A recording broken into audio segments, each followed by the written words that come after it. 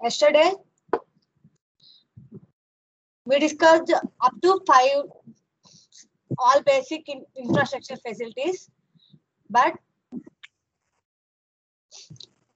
let us see here fourth basic infrastructure facility coming to thermal environment. ఇక్కడ మనము electrical base board అని చూసాము. It is one of the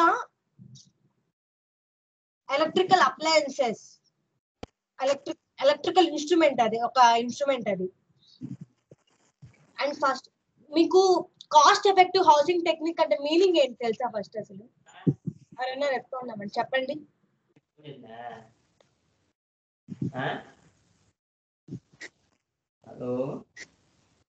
hello,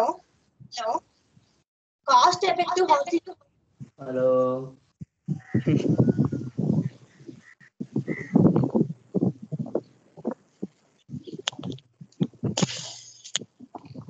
Venkatesh madam వినిపిస్తుందా నా voice? వినిపిస్తుంది madam. Okay,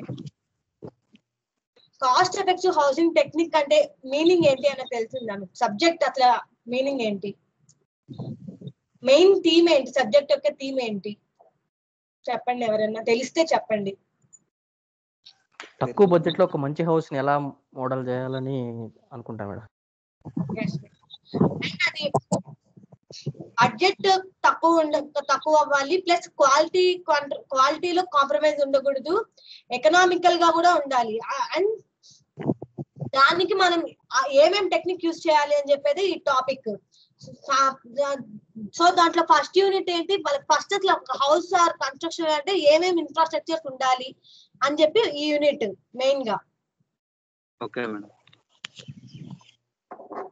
దీంట్లో yesterday ఈ ఫోర్త్ డిస్కస్ చేసాం మనము, అవునా? చేసాం madam.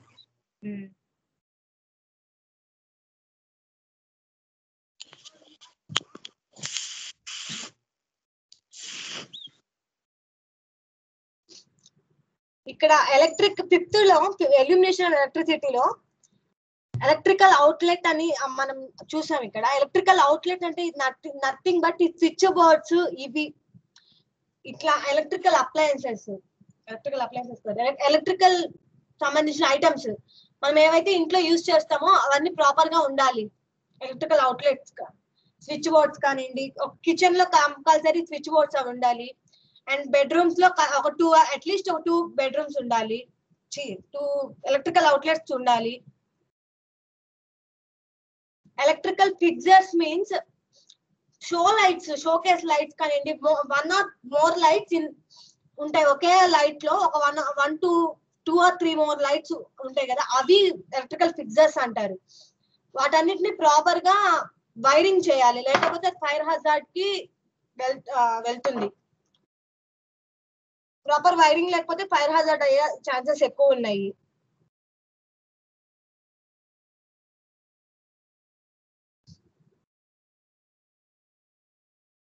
Coming to sixth infrastructure facilities, structure and materials. మనం ఒక స్ట్రక్చర్ కట్టాలి అంటే మనకు మెటీరియల్స్ అనేవి చాలా అవసరము. చెప్పండి మెటీరియల్స్ ఏంటి అనేది చెప్పండి. మనం ఏమేమి మెటీరియల్స్ యూజ్ చేస్తాము ఒక స్ట్రక్చర్ బిల్డ్ చేయాలి అంటే? Like cement, sand, steel, all other items, all other materials you have to use. And ఆ స్ట్రక్చర్ అనేది సౌండ్ ని బేర్ చేసే అంత కెపాసిటీ ఉండాలి ఆ స్ట్రక్చర్ కి. ఇప్పుడు వుడెన్ హౌసెస్ అనుకోండి, ఎక్కువ సౌండ్ ని బేర్ చేస్తుంది. The structure must not present any threat to health and safety of the occupants and must protect the occupants from environment. Environment నుంచి ప్రొటెక్ట్ చేయాలి ఆ structure. Like wooden house or cement house, concrete building, ఇవన్నీ environment నుంచి protect చేస్తుంది. But roof houses ఉంటుంది, roof houses వి environment నుంచి protect చేయలేవు. అవి వర్షం పడినా ఎండ ఎక్కువ వచ్చినా కూడా ప్రొటెక్ట్ చేయలేవు, అవి అట్లాగుంటుంది. అండ్ అవి బక్లింగ్ అవ్వకుండా, కాలమ్స్ అనేవి ఏవి బక్లింగ్ అవ్వకుండా కన్స్ట్రక్ట్ చేయగలగాలి మనము.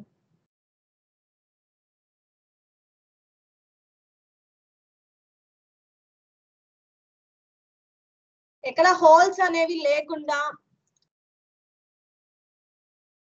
కన్స్ట్రక్ట్ చేయాలి. ceilings, walls and floors must not have any serious defects such as severe bulging. Bulging అంటే ఉబ్బడం లాగా, leaning and large holes, loose surface material, severe buckling. Buckling అంటే expand అవుతుంది. బల్జింగ్ అన్నా బక్లింగ్ అన్నా సేమ్ మీనింగ్ వస్తుంది. The roof must be structurally sound and weatherproof. Sound ni bear cheyali adi. The foundation and exterior wall structure and surface must not have any serious defects such as serious leaning, buckling, sagging, large holes or defects that may result in air filtration or vermin infestation. Vermin infestation అంటే ఇప్పుడు మనం wood use చేస్తాము. Wood use చేసినప్పుడు దానికి చెదలు అంటారు కదా, అవి పడుతుంది. అది లేకుండా మనము ముందుగా మెజర్స్ తీసుకోవాలి. దానికి సంబంధించిన పెయింట్స్ గురించి కానీ వేయడము, అవి మెజర్స్ తీసుకోవాలి.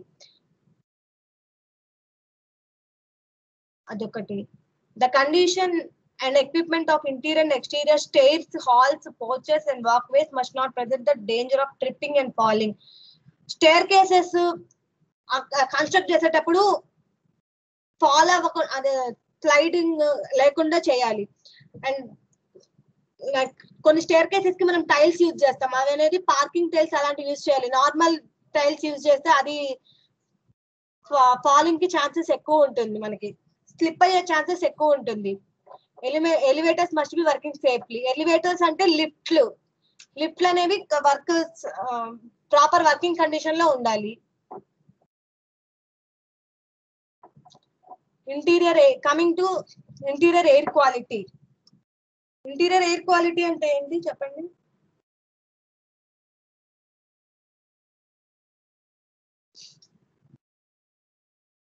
ఇంటీరియర్ ఎయిర్ క్వాలిటీ అంటే మన ఇంట్లో ఏది పొల్యూట్ అవ్వకుండా, లైక్ కార్బన్ మోనాక్సైడ్ ఎక్కువగా. ఇప్పుడు మన హౌసెస్ అనేవి ఏదైనా ఇండస్ట్రీస్ పక్కన కన్స్ట్రక్ట్ చేసుకున్నా మెయిన్ గా, అవి అక్కడ పొల్యూటెడ్ గ్యాసెస్ ఎక్కువ రిలీజ్ అవుతూ ఉంటుంది. సో అక్కడ అట్లా ఉండకూడదు. Free of air pollutant levels, carbon monoxide ఎక్కువ రిలీజ్ అయ్యే దగ్గర కానివ్వండి, అలాగా ఉండకూడదు. The dwelling unit must be free from dangerous air pollution levels from carbon monoxide, sewer gas, fuel gas, dust and other harmful pollutants. Dwelling unit means nothing but home. ఒక home అనేది dangerous pollution heirs నుంచి దూరంగా ఉండాలి. Like severe gas అంటే ఎక్కువగా sewage wastage అంటే bathroom నుంచి ఏవైనా ఏ వేస్టేజ్ మెటీరియల్స్ అయినా, ఇండస్ట్రియల్ వేస్ట్ మెటీరియల్స్ అయినా ఎక్కువ పొల్యూట్ అయ్యే దగ్గర ఏమీ ఉండకూడదు. There must be adequate air circulation in the dwelling unit. Sufficient air circulation అనేది ఉండాలి. సఫిషియంట్ ఎయిర్ సర్క్యులేషన్ ఎప్పుడు ఉంటుంది అంటే, మనం విండోస్ అవి ఈచ్ అండ్ ఎవ్రీ రూమ్ కి ప్లేస్ చేస్తే ఖచ్చితంగా ఎయిర్ సర్క్యులేషన్ ఉంటుంది. Bathroom areas must have one openable window and other adequate ventilation. నిన్ననే డిస్కస్ చేసాం దీని గురించి. ఖచ్చితంగా విండోస్ అనేవి ప్రతి రూమ్ లో ఉండాలి అనేది. Coming to water supply. Water supply అనేది మనం ఎలాగైనా యూజ్ చేసుకోవచ్చు. I mean public water supply, municipal waters కానివ్వండి, ఆ ప్రైవేట్ మనం ట్యాంకర్స్ నుంచి వాటర్ తీసుకుంటుంటాము. ఏదైనా కానీ కంటామినేషన్ వాటర్ కాకుండా చూసుకోవాలి. కంటామినేట్ అవ్వకూడదు ఆ వాటర్. దాంట్లో ఉండే pH లెవెల్స్ కానివ్వండి, ఆ లెవెల్స్ అన్ని కరెక్ట్ గా ఉండాలి. మనం యూజ్ చేసేలాగా, డ్రింకింగ్ కి యూజ్ చేసేలాగా ఉండాలి. Clean water must be distributed to all unit fixers and waste water must leave the unit to an approved area. దాంట్లో ఏ డ్రైనేజ్ వాటర్స్ అవేవి మిక్స్ అవ్వకుండా చూసుకోవాలి. ప్లంబింగ్ ఫిక్సర్స్ అంటే pipe must be free of leaks and threads to health and safety. Plumbing material కానివ్వండి, ఆ pipes కానీ ఏవి లీకులు లేకుండా చూసుకోవాలి. Free of leaks and threads. If any case leaks in case leaks ఏమైనా ఉంటే అది హెల్త్ కి ప్రాబ్లమ్స్ వస్తుంది. అవి లేకుండా చూసుకోవాలి.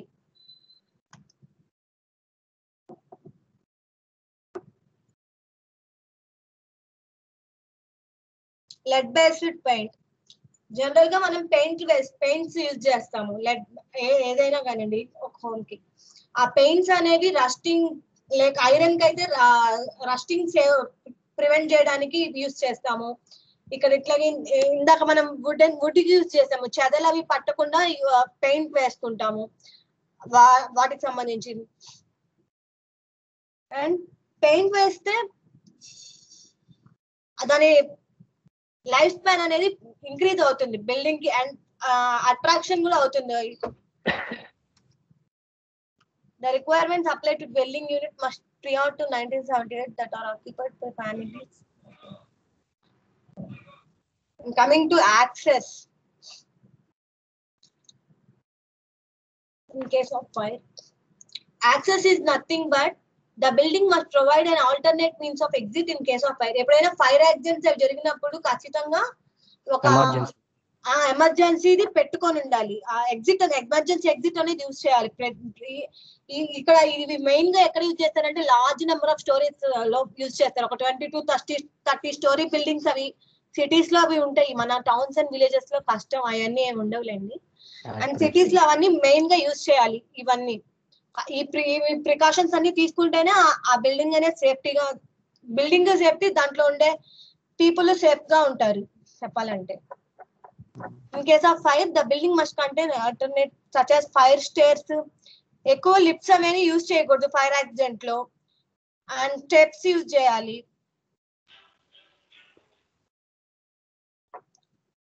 Or windows including use of ladder for windows above the second floor. Second floor కంటే above ఉంటే ladder యూజ్ చేయాలి విండోస్ దగ్గర. సైట్ అండ్ నైబర్హుడ్ మనం ఇందాక డిస్కస్ చేసినట్టే మన సైట్ అనేది ట్రాఫిక్ కి, వెహికులర్ ట్రాఫిక్ కి ఇబ్బంది లేకుండా వాటి నుంచి మనం ఏది ఎఫెక్ట్ అవ్వకుండా, ఆ ట్రాఫిక్ వల్ల ట్రాఫిక్ లో వచ్చే పొల్యూషన్ రిలీజ్ అయ్యే గ్యాసెస్ కూడా మనకి ఎఫెక్ట్ అవుతాయి. ఎక్కువ కనుక ఎఫెక్ట్ రిలీజ్ అయిందంటే ఆ కార్బన్ మోనాక్సైడ్ కానివ్వండి అవేవి లేకుండా చూసుకోవాలి. ఆ సైట్ అనేది అక్కడ తీసుకోవాలి. నేబర్హుడ్ చుట్టుపక్కల ఏ డిస్టర్బెన్సెస్ లేకుండా, ఇప్పుడు ఇక్కడ మిల్స్ అవి ఉంటాయి, ఆ మిల్స్ సౌండ్ వల్ల కూడా మనకి ఇబ్బంది వస్తుంది. ఆ మిల్ అవి లేకుండా చూసుకోవాలి. Site and neighborhood may not be subject to serious adverse natural or man-made environmental conditions such as dangerous walks or steps, instability, flooding, poor drainage, septic tank, backups of sewer hazard, mudslides, abnormal air pollution. Okay.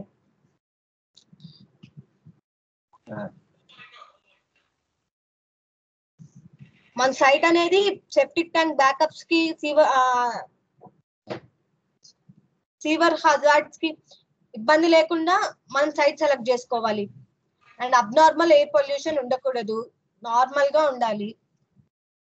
Smoke or dust, excessive noise అంటే ఎక్కువగా మనం ఈ factories దగ్గర ఏమైనా houses ఉంటే ఖచ్చితంగా అది factories లో యూజ్ చేసే మెషినరీ వల్ల స్మోక్ ఎక్కువ అవుతుంది, నాయిస్ ఎక్కువ అవుతుంది, అండ్ వైబ్రేషన్స్ ఎక్కువ అవుతాయి.